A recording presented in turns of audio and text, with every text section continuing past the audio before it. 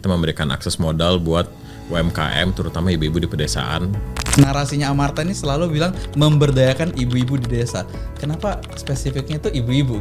One of the biggest problems yang gue personally lihat di Indonesia itu masalah kesenjangan ekonomi. Believe what you are doing is the right thing to do. Yes. Lu jalanin terus lah. Buat teman-teman founders, entrepreneurs, ya fokus solving problems yang lagi dihadapin sekarang aja kan.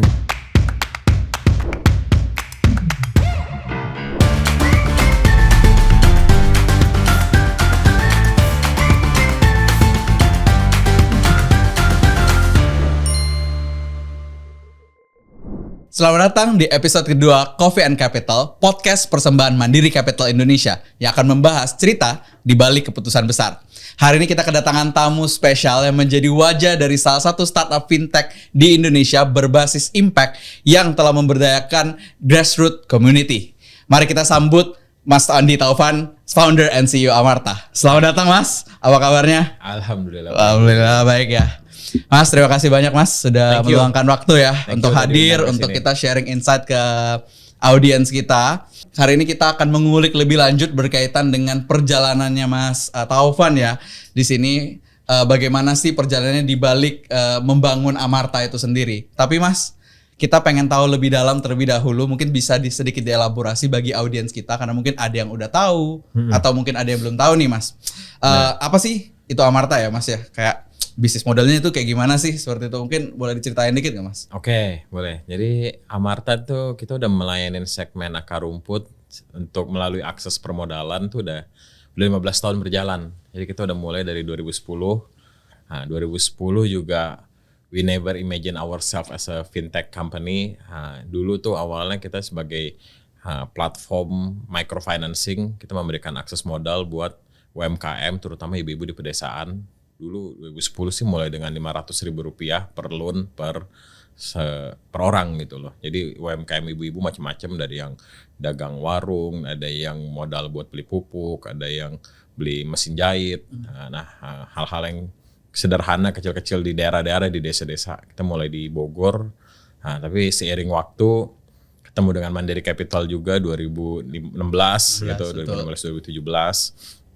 Ya bisnisnya terus tumbuh berkembang. Yes. Nah jadi kalau ngomongin Amarta sekarang ya kita bisa dibilang kita full stack financial platform. Kita memberikan akses permodalan, kita juga memberikan layanan payment networks, kita juga berkolaborasi dengan beragam institusi keuangan, bank dalam negeri, impact investors dari luar negeri buat funding. Mereka menyalurkan pendanaan buat UMKM, jutaan UMKM di berbagai pelosok negeri lah.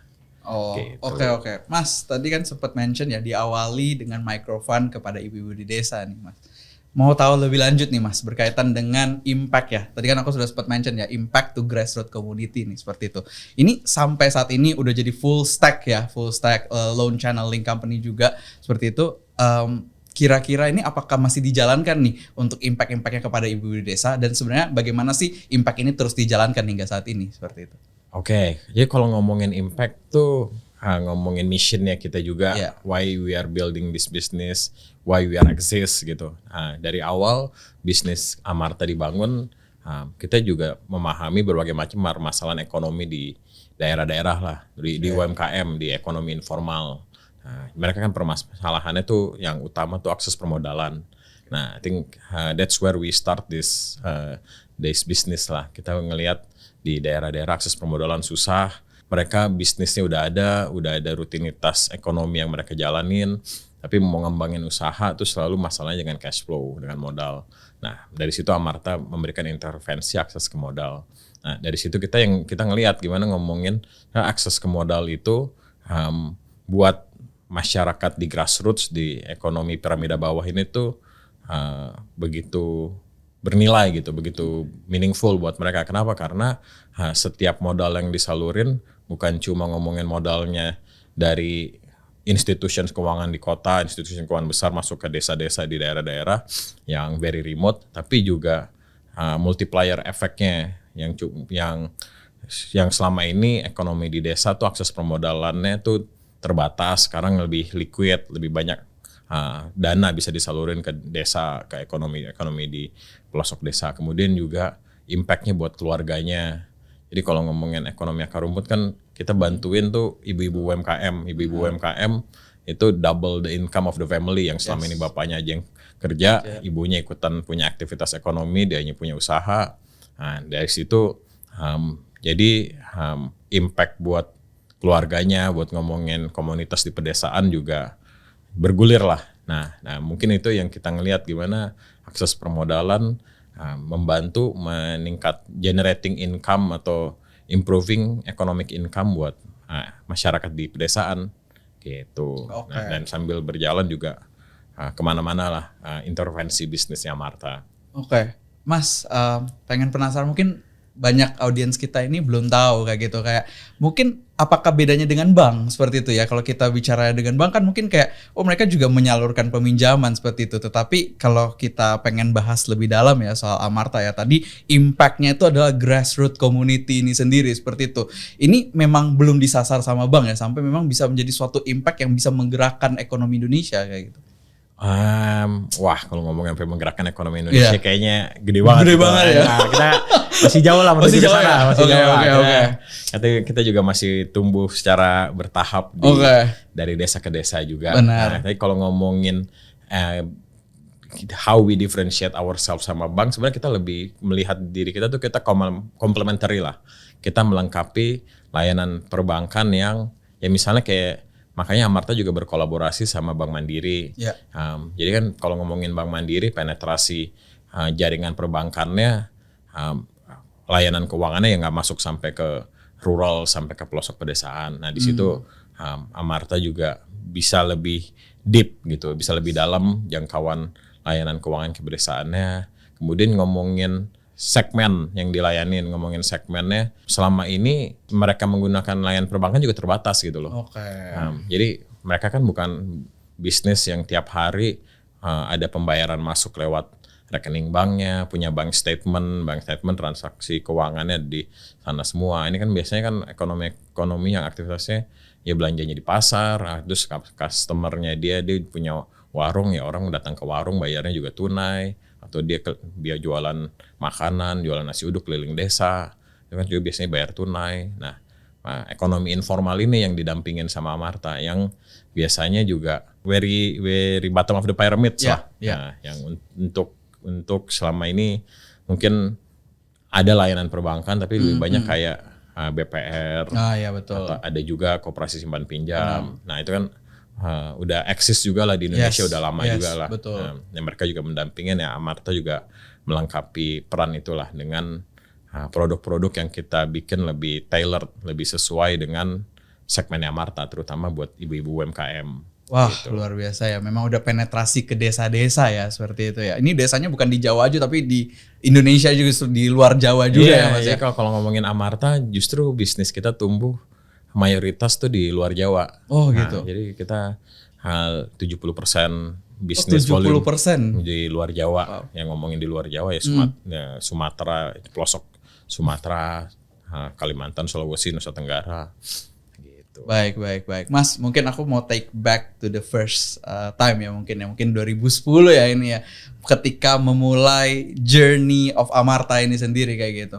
Kan tadi sempat bilang start with microfund, aiming for ibu-ibu di desa itu sendiri. Nah, itu waktu itu pertama kali kalau inget-inget kisahnya itu gimana sih approach mereka kayak gitu? Apakah ada penolakan yang sempat terjadi di dalam masa awal-awal pembangunan startupnya, Mas? Wah, itu gue memulai Amarta as a microfinance tuh when I was 23 years old. Jadi gue sempat kerja, gue lulus ITB, habis itu kerja di IBM 2 tahun, habis kerja di sana 2 tahun berbagai macam project, termasuk juga ke berbagai pelosok daerah, ke kebun-kebun sawit. Di situ salah satu klien gue waktu itu.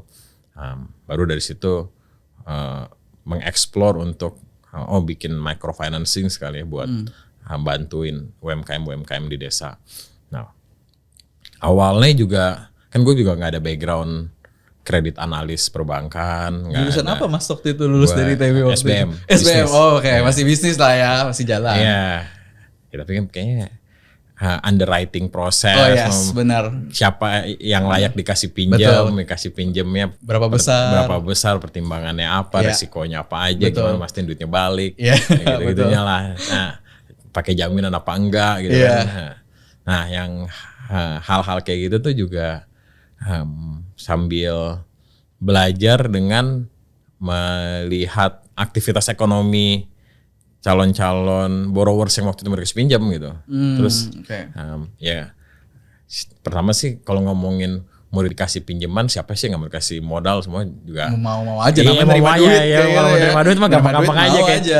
Jadi masalah itu bukan masalah nyalurin modal, tapi memastikan bahwa modal yang disalurkan sesuai dengan kemampuan dia bisa bayar cash flow-nya, sesuai dengan perputaran bisnisnya. Dan yang menarik dari Amarta tuh dari awal pendekatan kita itu pendekatan komunitas, pendekatan kelompok. Jadi when you want to join Amarta, you need to create a group. Nah, kita kalau istilahnya Amarta kita bilangnya majelis. Jadi kita bikin kelompok majelis karena biasanya kita approach tuh majelis-majelis pengajian di desa-desa. Jadi pengajian majelis ini biaya habis pengajian kumpul-kumpul bareng si ibu-ibunya arisan. Buat mau minjem bareng-bareng gak satu kelompok. Nah itu yang biasanya kita approach. Jadi pengajian itu karena mereka udah lebih kenal dibanding gue kenal sama mereka gitu kan. Dan kebetulan juga waktu awal-awal Amarta gue juga yang keliling-keliling ke desa nyariin siapa yang mau dikasih pinjem lah.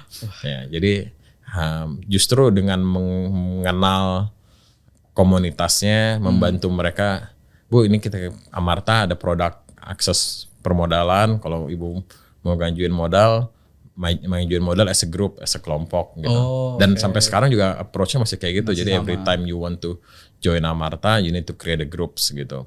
Nah, grup ini yang bantu untuk menseleksi siapa yang dapat pinjaman, siapa yang bisa dapat pinjaman, siapa yang ke depannya kalau misalnya ada masalah, kan yang namanya bisnis pasti ada ups and downs-nya lah. Jadi pasti banget. Kalau lagi bagus semua juga senang. Kalau lagi susah, ini siapa yang bisa bantu. Nah itu makanya itu tujuannya kita bikin kelompok. Jadi when we create a group, the group itself tuh saling tanggung renteng istilahnya, saling gotong royong, bantuin satu sama lain kalau lagi susah. Nah itu yang membantu kita bisa menseleksi siapa yang kita mau kasih pinjam. Dan itu yang bantu awal-awal juga gue, yang mau dikasih pinjam. Jadi waktu itu kita bikinnya kan kumpul, kita bisa kumpulin tuh 15 orang sampai 20 orang di satu rumah, kumpul semua, terus itu pada kumpul. Jadi orang satu-satu maju ke depan dulu dari kelompok. Jadi maju ke depan bilang ke nama saya Ibu Aminah, saya mau mengajukan modal Rp500.000 buat jualan makanan keliling gitu. Betul. Ibu udah setuju nggak? Gitu kan. Setuju semua setuju. Oke, kalau setuju kasih. Yang lain juga gitu, ganti-gantian digilir. Kayak model arisan ya kalau dirasa ya. Cuman bedanya ini pinjem uang kayak gitu dan ada semangat gotong royongnya juga di dalam ya. Kalau misalnya ke depannya ada masalah, ibu-ibu siap tanggung renteng, siap. Jadi semuanya saling ini. Keren Mas. Konfirmasi lah. Iya benar. Kelihatan tuh kalau misalnya di kelompok itu komersi itu ada yang hesitant gitu atau suaranya redup. Kasih pinjam gak deh? Kasih, tapi suaranya kecil, suaranya pelan. Something is not right gitu kan. Oke Bu, tunggu Bu. Kita pause dulu nih. Nanti kita evaluasi dulu ini. Ngaruh itu ya. Gitu ya. Nah, itu hal-hal awal-awal kita lah yang waktu gue keliling-keliling juga. I think that's the spirits yang sampai sekarang juga terus membuat kita sangat antusias, sangat passionate serving the segment karena ya nggak beda gitu dari dulu sampai sekarang ngomongin UMKM di pedesaan ini. Semangat mereka gotong royong, semangat mereka saling mendukung satu sama lain. That's why we love serving the segments lah. Keren ya. Aku nggak nyangka loh perspektif itu dari bicara peminjaman uang sampai tiba-tiba gotong royong itu bisa kerasa ya seperti itu ya. Keren Mas. Tapi aku dari tadi tuh penasaran satu hal sih Mas. Narasinya Amarta ini selalu bilang memberdayakan ibu-ibu di desa. Kenapa spesifiknya itu ibu-ibu gitu? Kenapa mungkin narasinya nggak bapak-bapak di desa atau langsung ya desa aja kayak gitu? Kenapa ibu-ibu di desa seperti itu? Ngomongin good quality borrowers, credit worthiness orang yang ngajuin pinjaman di mana-mana researchnya memang women are better compared to men in terms of NPL quality. Memang ada risetnya ya seperti itu. Ya mungkin kalau perbankan nge-evaluasi datanya juga quality of the NPL jauh lebih bagus. Kemudian juga yang kalau ngomongin ekonomi Indonesia kan kita piramida ekonomi Indonesia majority itu usaha mikro. Nah, usaha mikro di Indonesia juga yang lebih sedikit dapat support tuh UMKM yang dijalani sama ibu-ibu. Termasuk support tuh akses ke pemodalannya ya. Mungkin kalau yang ya mungkin yang dijalani sama cowok akses ke pemodalannya mungkin dia lebih fasih secara pengajuan pinjaman kredit segala macam. Jadi dia udah bisa ngajuin pinjaman. Nah, cuma yang ibu-ibu UMKM tuh akses ke permodalannya jauh lebih minim lah. Padahal ekonomi usaha mikro itu banyak banget yang dijalani sama ibu-ibu UMKM. Nah, I think that's the way we see how we can create value untuk usaha mikro di Indonesia. Nah, kemudian dari sisi impact juga ngomongin gimana bisnis ini kalau misalnya kita akses ke permodalan ke women dan risetnya di mana-mana dan riset internal Amarta juga the multiplier effects of every loan that we generate directly correlates to the increase of economic well-being of the family lah. Karena memang si ibunya langsung kalau gue nggak ketemu kan gue every month I try to understand our customers behaviors, feedback dari mereka kayak gimana. Ibu selalu ngomong, makasih buat pinjaman dari Amarta. Sekarang anak saya udah melanjut sekolah S1, sekarang anak saya sekolahnya udah nggak pusing lagi gitu-gitu loh. Nah, ya hal-hal yang seperti itu kan ngomongin direct impact to loan to the education misalnya. Itu yang membuat kita dengar langsung lah dari customer Amarta. Dan what makes this business also interesting kan kita juga riset tuh tahun lalu tuh. Jadi significant of our borrowers untuk pertama kalinya anaknya sekolah S1 gitu loh. Jadi dalam keluarganya dia belum pernah ada yang S1. Nah dia yang jadi borrowers Amarta, kita dampingin terus 3, 4 tahun, 5 tahun, anaknya lanjut S1. Nah, I think that's the way we see perjalanan lah ya. Ini kan bukan one time impact gitu kan, bukan satu loan habis itu udah selesai. Tapi perjalanannya, wah itu juga sesuatu yang, ya that's why we run this business lah. Gitu. Luar biasa Mas. Thank you. Keren Thank sih you Mas. Ya, diajakin sharing. Mas, kita agak geser sedikit ya. Masih ada bicara soal visi personal ya untuk membuat impact bagi grassroots community.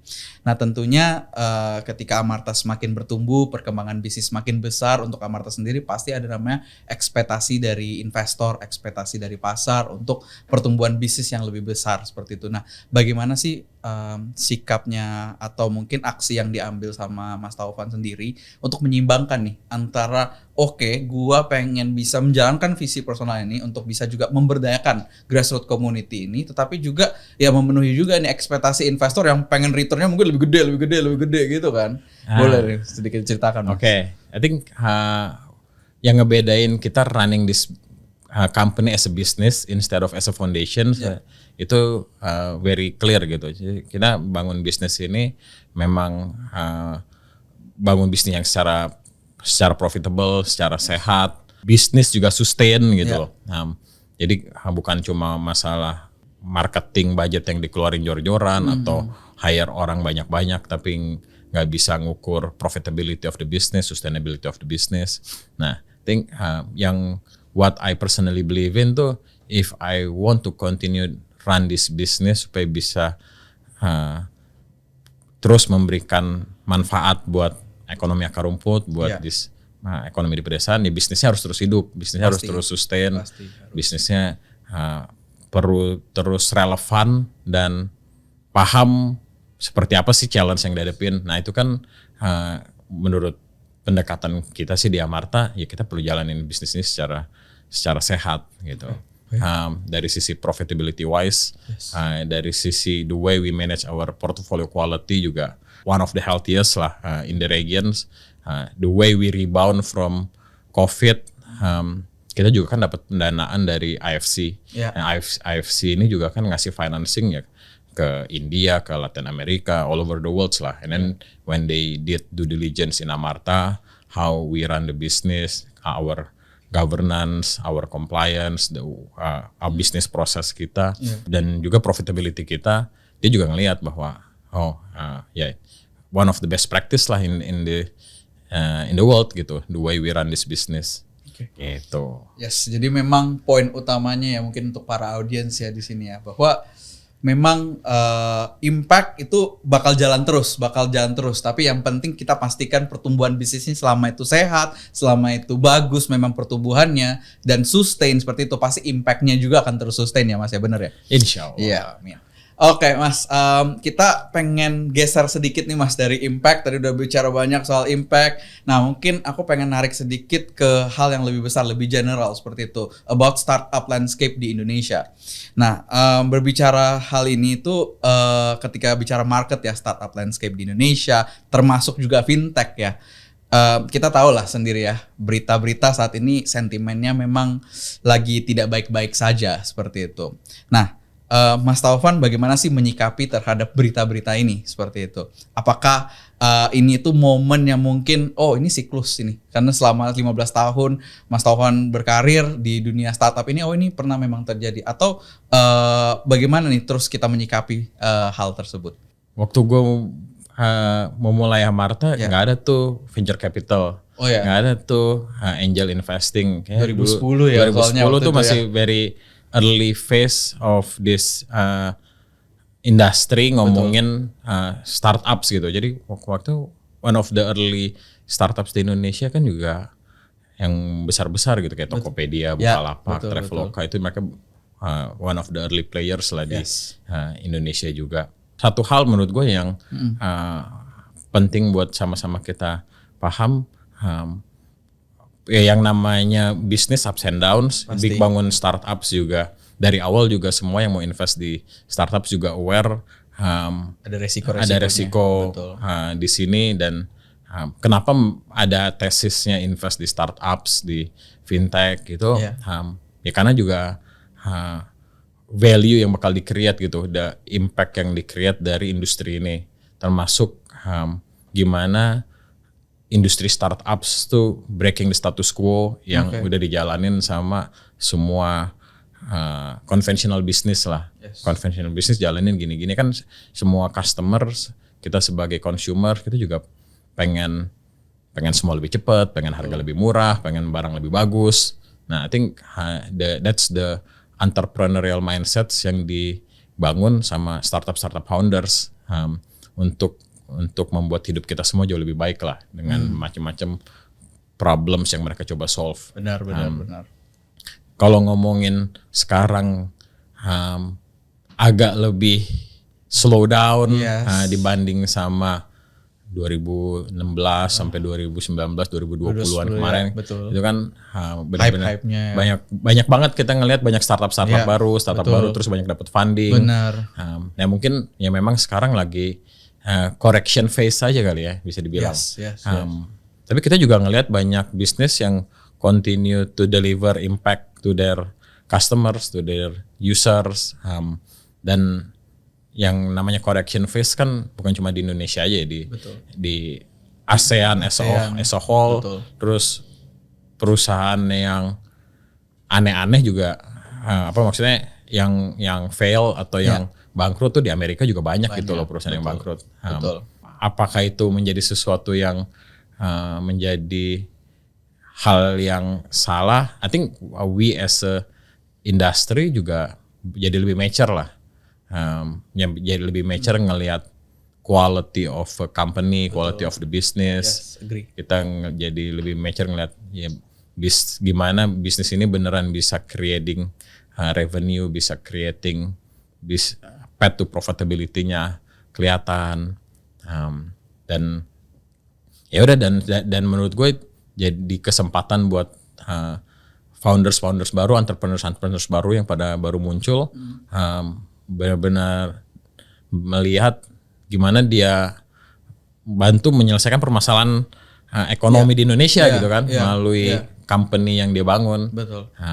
Dan akses ke funding sebenarnya menurut gue sih nggak sesusah itu juga gitu. Masih ada aja, masih terbuka aja. Mungkin opsinya, kriterianya mungkin ya. Mereka dari venture capitalnya, dari investorsnya lebih kritis. Nah, itu udah pastilah. Dari foundersnya juga bangun bisnisnya, kan biasanya kalau mau mulai bisnis tapi butuh modal dulu menurut gua. Itu mindset yang kurang pas aja lah. Tepat, ya mulai dulu aja dulu dengan berbagai resource yang ada. Sekarang udah eranya AI. Bangun dulu aja dengan apa yang ada dulu dengan limited resource, baru tunjukin traction, tunjukin growth, baru kita ngomongin ketemu investors, dan harusnya investorsnya masih terbuka sih opsi itu. Yes. Aku setuju ya. Memang bahwa dunia venture capital ini belum dried up ini. Sebenarnya funding itu terbuka kok seperti itu. Memang kriterianya agak lebih diperkuat. Kita semakin lama semakin belajar as the industry juga maturing juga ya seperti itu ya. Tapi satu hal yang mungkin aku pengen highlight ini dari pembicaraannya jawabannya Mas Taufan ya, itu tentang paradigma ya, seperti stigma ya, bahwa mungkin di luar sana banyak berita-berita negatif kayak gitu, tapi belum tentu startup mungkin dalam hal ini Amarta ya mungkin juga itu berarti terdefine oleh apa yang sedang terjadi di luar sana seperti itu. Yang penting maintain kesehatan bisnis dan sustainability bisnis. Benar ya seperti itu ya Mas ya? Iya, dan termasuk buat teman-teman founders, entrepreneurs ya fokus solving problems yang lagi dihadapin sekarang aja kan. Jadi benar. Fokus gimana memberikan value terbaik buat customer yang kita layanin. Nah, kalau customer itu resonates dari customer kita juga merasakan manfaatnya, ya dengan senang hati mereka mau bayar kan produk yang kita berikan. Dan itu yang menurut gua itu jadi etos kerjanya yang perlu terus kita bangun lah, semangat kerjanya buat terus punya semangat buat berinovasi, memberikan layanan yang lebih baik lagi buat customer kita, consumer kita. Setuju banget. Mas, aku mungkin untuk audiens di luar sana, terutama mungkin di sini ada founders yang mungkin nonton, atau mungkin calon founders yang mungkin sedang berpikir mau memulai bisnisnya.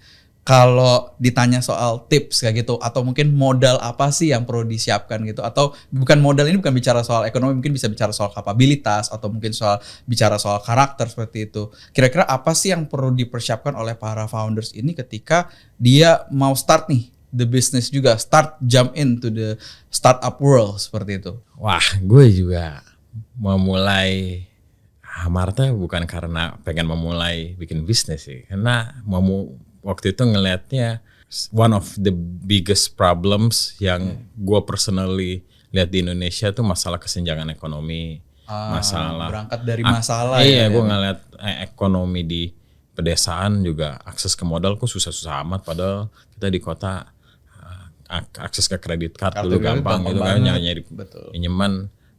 Nah, padahal itu jadi kebutuhan dia gitu loh. Nah, itu mungkin gue ngeliatnya dari situ. Jadi if you want to create a business, see what's the problems you want to solve gitu loh, dan ya di-validate terus aja gitu, produk yang dibikin tuh sesuai dengan kebutuhannya customer kita apa enggak. Nah, kayak misalnya kalau kita jalanin bisnis Amarta ini kan ya akses modal tetap jadi core bisnisnya kita, tapi terus kita belajar kan. Kalau ngasih modal, soalnya kalau di Amarta kan bukan masalah ngasih modal ya, tapi risk profiling bisnis gitu. Gimana kita benar-benar memahami karakter bisnis akar rumput. Supaya memahami karakter bisnis akar rumput, kita perlu tahu payment behaviornya mereka, transaksi mereka seperti apa. Makanya Amarta bangun payment network gitu loh. Nah, hal-hal kayak gitu yang membuat kita juga terus coba mempelajari tantangan-tantangan di bisnis akar rumput, terus gimana kita scaling up our impact. Nah, mungkin melihat buat teman-teman yang baru mulai bisnis, how we want to help to solve problems yang ada di sekitar kita gitu, yang ada di lingkungan kita, dengan teknologi. Nah, dan menurut gue juga, apalagi sekarang dengan eranya kita di era AI gitu, solusi dari AI itu sendiri to help solve different kind of social economic problems tuh bisa banget gitu. Nah, tinggal seberapa kuat determinasi kita untuk spending time to solve these problems gitu loh. Nah, itu yang kadang orang nggak sabar gitu ya. Nah, dan itu juga kan determinasi itu ya perlu ketekunan, perlu disiplin, perlu siap menghadapi unknown gitu loh, entering into the unknown gitu kan. Benar. Dengan semua masalahnya, habis itu lo solving one problems, ya belum cukup itu, lo ada lagi masalah baru, mungkin muncul lagi. Ya, betul. Dan if you see it positively, lo juga put your heart into the business, into the problems. I think that's the critical element lah for entrepreneurs, for founders when they are entering into this business. Aku highlight 3 kata kunci nih di sini. Pertama itu berbicara soal problem, identifying seperti itu. Teman-teman harus di luar sana, bagi para founders, calon-calon founders yang mau membangun bisnisnya di luar sana, kata kuncinya itu pertama identifying, cari tahu dulu kira-kira masalahnya itu seperti apa ya Mas ya. Kedua itu bicara soal validating, benar gak sih ini masalahnya seperti, atau ternyata ada masalah yang lebih dalam lagi daripada ini. Sama 3 itu determinasi ya. Jangan pernah berhenti, tekun, coba terus mengembangkannya, identifikasi, cari terus apakah ini solusi yang terbaik atau apakah masih ada solusi yang lebih tepat lagi. Ini keren banget ya Mas ya, insight-insightnya. Nah Mas, sebelum kita mau closing nih sedikit ya, aku ada 2 pertanyaan terakhir nih.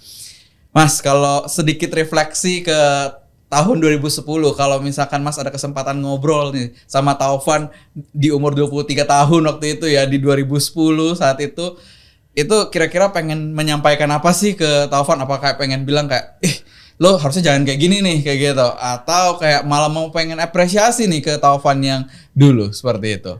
Don't give up. Nah, udah jalanin aja terus. Jalanin semua terus masalah aja. lo hadepin aja. Ya udah. Mau tantangan apapun, mau capek apapun, harus capek apapun, ya lo jalanin terus lah. Kalau if you believe what you are doing is the right thing to do, lo jalanin terus lah. Dan semua masalah pasti ada solusinya lah. Pasti selesai lah. Cuma memang perlu ketekunan aja, perlu semangat aja buat terus dihadepin. Nah, terakhir itu adalah pesan-pesan untuk teman-teman audiens di luar sana seperti itu, yang tadi ya pengen ngebangun, pengen mencoba seperti itu untuk mengembangkan, masuk terjun ke dunia startup seperti itu. Apakah mungkin ada pesan-pesan terakhir bagi mereka nih, para audiens kita yang lagi nonton podcast hari ini?